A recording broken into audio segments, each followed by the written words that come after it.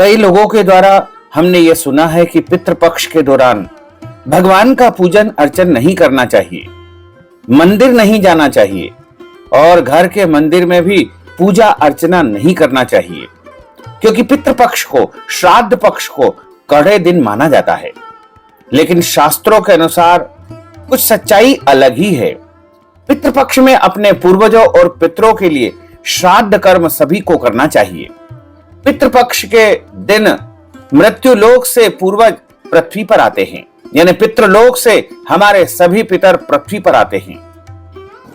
जैसे ही पितृपक्ष आरंभ होता है वैसे ही पितृलोक के द्वार खुल जाते हैं और हमारे सारे पितृ, मृतक परिजन वायु के रूप में हमारे निवास स्थान के आसपास आकर के हमसे अपेक्षा करते हैं कि हमारे परिजन हमारे निमित्त जलांजलि प्रदान करेंगे, यानी जल देंगे, पानी देंगे या हमारे लिए पिंडदान देंगे, दूध देंगे, ब्राह्मण भोजन करवाएंगे या अन्य कोई भी पितृ कर्म करेंगे।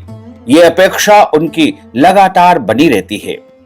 लेकिन पितृपक्ष के दौरान कई लोगों के मन में एक धारणा है कि घर के मंदिर में पूजा अर्चना नहीं करना चाहिए और मंदिर भी इस दौरान नहीं जाना चाहिए। लेकिन हमारे शास्त्रों में ऐसा कुछ भी नहीं लिखा है कि आपको पूजा अर्चना नहीं करना है या मंदिर नहीं जाना है। यह बिल्कुल गलत अवधारणा है। ऐसा किसी भी पुराण और शास्त्र में नहीं लिखा है। वरन यह कहा गया है कि जब तक हम देवी देवताओं का पूजन अर्चन नहीं करेंगे तब तक हमें पितरों का श्राद्ध करने का भी पूरा फल प्राप्त नहीं होगा, क्योंकि श्राद्ध कर्म में बताया गया है कि जब हम पितरों को नैवेद्य में भोग लगाते हैं तो सीधे सीधे पितरों को भोग नहीं लगाना चाहिए, यानी पहले प्रभु को भोग लगाने के बाद ही उस प्रसाद को पितरों को भोग लगाना चाहिए, तभी उसे पितृगण स्वीकार करते हैं। अन्यथा पितृलोग उस भोग को स्वीकार नहीं करते हैं।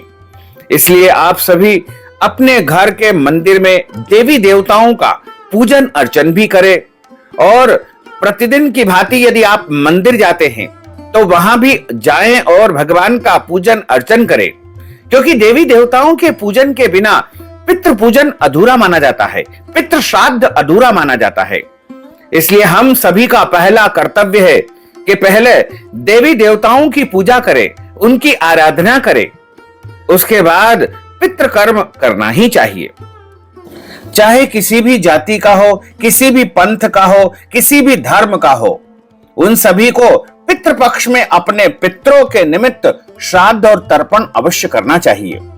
श्राद्ध कर्म के दिन साधक को सुबह जल्दी उठना चाहिए और उस दिन जो है शुद्ध पवित्र वस्त्र धारण करके काले तिल, कुशा, चावल और जौ को सम्मिलित करके पितरों को जलांजलि देना चाहिए। यदि आप चाहें तो पितृपक्ष में प्रतिदिन पितरों को जल दे सकते हैं और यदि आप अपने पितरों की तिथि याद है तो उस दिन भी जलांजलि दे सकते हैं। लेकिन नहीं याद है तो आप सर्व पितृ मोक्ष अमावस्या के दिन भी अपने पितरों के निमित्त श्राद्ध कर सकते हैं, तर्पण कर सकते हैं, जलांजलि प्रदान कर सकते हैं। यदि आप प्रत्येक दिन अपने पितरों को जलांजलि देना चाहते हैं, पुरखे बिठाना चाहते हैं या पितरों को आवाहित करके उनकी स्थापना करना चाहते हैं तो इस बार पितृपक्ष का आरंभ 29 सितंबर 2023 शुक्रवार से हो जाएगा। इस दिन पूर्णिमा का श्राद्ध होगा और इसी दिन प्रतिपदा का श्राद्ध भी होगा तथा 14 अक्टूबर 2023 के दिन सर्व पितृ मोक्ष अमावस्या का श्राद्ध होगा। तो कुल मिलाकर के 29 सितंबर 2023 से पितृपक्ष का आरंभ हो रहा है, जो कि 14 अक्टूबर 2023 शनिवार के दिन यानी सर्व पितृ मोक्ष अमावस्या के दिन पितृपक्ष समाप्त हो जाएंगे। पितृपक्ष में हमें अपने पूर्वजों को प्रतिदिन जलांजलि अर्पण करना चाहिए। यदि आपको इसकी विधि याद नहीं है तो आप साधारण रूप से भी तांबे की लोटे में काले तिल और चावल, जौ डाल करके और कुशा यदि आपके पास है या फिर कुशा नहीं है तो दूर्वा भी इसके स्थान पर ले सकते हैं। उसके माध्यम से आप सीधे हथेली पर जल डालते जाएं और अंगूठे के माध्यम से दक्षिण दिशा की तरफ मुंह करके आपको अपने पितरों को जल प्रदान करना चाहिए। इससे आपके पितरों को तृप्ति प्राप्त होगी और उनकी आत्मा संतुष्ट हो जाएगी। और यदि आपके घर में पितृ दोष है, किसी भी प्रकार का प्रेत दोष है, तो वो समाप्त हो जाएगा। क्योंकि अधिकतम जो समस्याएं हमारे घर में होती है, जैसे पढ़ाई में रुकावट आना, या पढ़ाई पूरी हो गई है तो नौकरी नहीं मिल पाना, और नौकरी मिल गई है तो शादी नहीं होना, शादी हो गई है तो बच्चे नहीं हो रहे हैं, और बच्चे भी हो चुके हैं तो व्यापार व्यवसाय अच्छा नहीं चल रहा है, कर्ज की स्थिति बहुत ज्यादा हो चुकी है, घर में लड़ाई झगड़ा वाद विवाद की स्थिति लगातार बनी रहती है, और परिवारजनों के बीच में मनमुटाव मतभेद की स्थिति निरंतर बनी रहती है। ये पितृ दोष के ही एक प्रकार से लक्षण मानना चाहिए। तो यदि आप आस्तिक है या नास्तिक है, दोनों ही परिस्थिति में आपको अपने पितरों के प्रति कृतज्ञता प्रकट करते हुए पितृपक्ष में उनके निमित्त जलांजलि अवश्य देना चाहिए। जल प्रदान करें, और यदि आप जलांजलि नहीं दे सकते हैं तो एक सर्वोत्तम उपाय है जो पितृपक्ष में आप प्रतिदिन करके अपने पितरों को तृप्त कर सकते हैं। यह बड़ा ही सादा और सरल उपाय है, इसको प्रत्येक व्यक्ति कर सकते हैं। बस उपाय में करना यह है कि जब आपके घर में रोटी बने तो आपको रोटी का जो आटा बनाते हैं उसमें नमक नहीं डालना है, यानी बिना नमक की एक रोटी आपको बना करके तैयार करना है, और उसको ठंडी होने पर गुड़ और घी मिलाकर के अच्छा चूरा कर ले। रोटी बिना नमक की जिसको आपने चूर लिया है, उसमें गुड़ मिला लिया है, उसका भी आपने चूरन बना दिया है, और थोड़ा सा घी उसमें आपने मिला दिया है। इस चूरन को आप अग्नि यानी अंग्यारी के ऊपर, जो हवन के लिए हम अग्नि तैयार करते हैं, वो तैयार करके किसी भी मिट्टी के पात्र में हवन कुंड में आपको बिना नमक की रोटी गुड़ और घी की 5 आहुति पितरों के निमित्त प्रतिदिन देना चाहिए। और उसके बाद उस अग्नि के पात्र के आसपास आपको जल घुमा देना चाहिए, और उसका धुआं जब आपके घर में फैलेगा तो आपके परिजन या मृतक पितृ यदि आपके घर के आसपास है तो उस वायु को वो ग्रहण करते ही तृप्त हो जाएंगे, और आपको और आपके पूरे परिवार को पितृगणों का भरपूर आशीर्वाद प्राप्त हो सकेगा।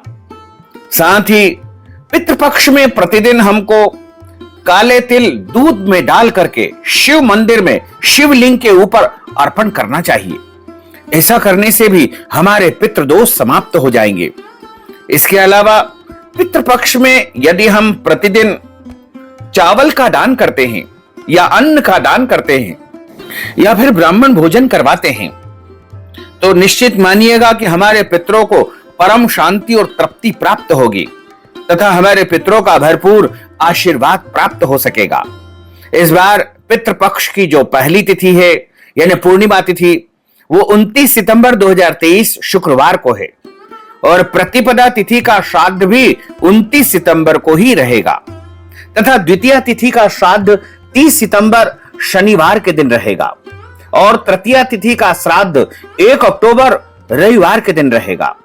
वहीं चतुर्थी तिथि का श्राद्ध 2 अक्टूबर सोमवार के दिन रहेगा, और पंचमी तिथि का श्राद्ध 3 अक्टूबर मंगलवार को रहेगा। षष्ठी तिथि का श्राद्ध 4 अक्टूबर बुधवार को रहेगा, तथा सप्तमी तिथि का श्राद्ध 5 अक्टूबर गुरुवार को रहेगा, और 6 अक्टूबर को अष्टमी का श्राद्ध है, 7 अक्टूबर नवमी का श्राद्ध रहेगा, 8 अक्टूबर को दशमी का श्राद्ध होगा, 9 अक्टूबर एकादशी का श्राद्ध होगा, 10 अक्टूबर पितृ एकादशी का व्रत रहेगा, यानी इस दिन इंदिरा एकादशी का व्रत आपको रखना चाहिए। 11 अक्टूबर को द्वादशी का श्राद्ध होगा, तथा 12 अक्टूबर को त्रयोदशी का श्राद्ध होगा, 13 अक्टूबर को चतुर्दशी का श्राद्ध होगा, 14 अक्टूबर को सर्व पितृ मोक्ष अमावस्या रहेगी, यानी जाने अनजाने सभी पितरों का श्राद्ध तर्पण आपको इस दिन करना चाहिए। तो आप अपने पितरों को तृप्त करना चाहते हैं, उनको प्रसन्न करना चाहते हैं, तो आपको पितृपक्ष में प्रतिदिन अपने घर के मुख्य द्वार पर गंगा जल छिड़क करके रंगोली अवश्य बनाना चाहिए और पितरों को प्रणाम करके उनको नमस्कार करना चाहिए।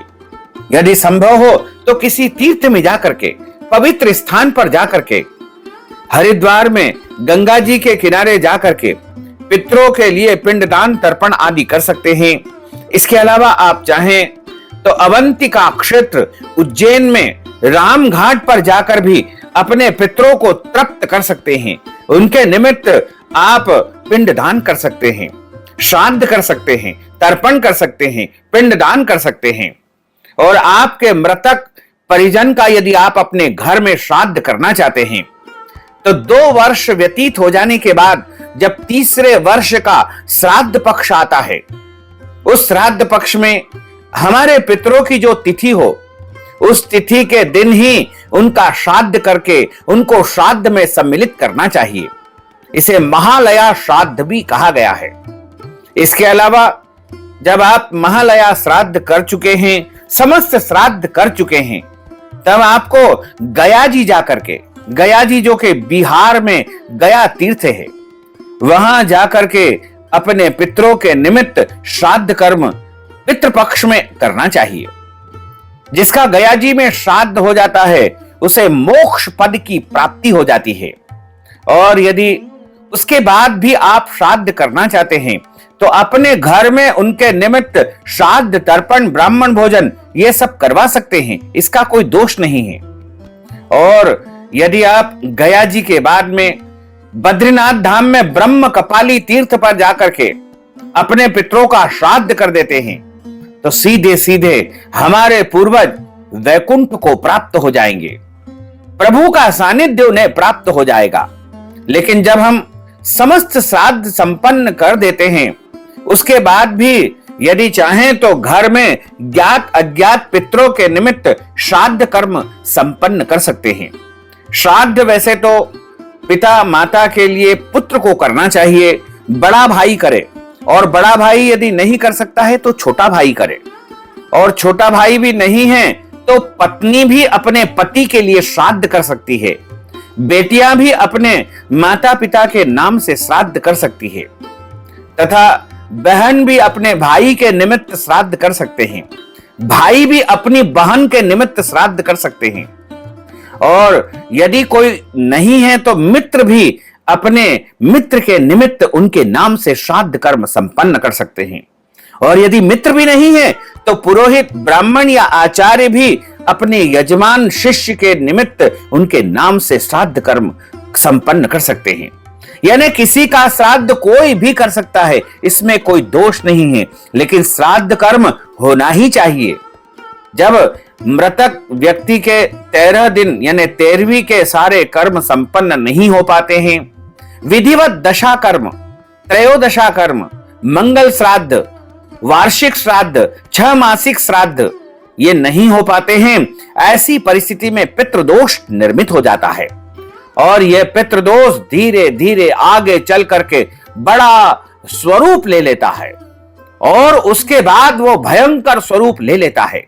जब भयंकर से भी महाभयंकर पितृदोष हो जाता है तो घर में लड़ाई झगड़ा होता है, वाद विवाद होता है, रोग आते हैं, कर्ज आते हैं, पीड़ाएं आती है, कई प्रकार की समस्याएं घर परिवार को घेरने लगती है और घर की खुशियां चली जाती है, घर में दुख का आगमन होता है, घर में गरीबी का वास हो जाता है। तो आपके घर में यदि बहुत सारी समस्याएं हैं तो यह समझना कि आपके घर में पितृदोष महाभयंकर स्वरूप ले चुका है। तो आपको जल्द ही तीर्थ में जाकर के अपने पितरों के निमित्त श्राद्ध कर्म, तर्पण आदि कर्म अवश्य करना चाहिए, जिससे आपके घर के पितृदोष समाप्त हो जाएंगे। साथ ही आप सभी से अनुरोध है कि हमारे इस ज्ञानवर्धक वीडियो को अधिक से अधिक लोगों को शेयर करिएगा, लाइक करिएगा, कमेंट करिएगा, और यदि अभी तक आपने सब्सक्राइब नहीं किया है तो अभी और इसी समय सब्सक्राइब कर लीजिए ताकि इसी प्रकार की ज्ञानवर्धक वीडियो आपको सबसे पहले प्राप्त हो सके। आपको और आपके पूरे परिवार को सादर जय श्री कृष्ण, सादर धन्यवाद।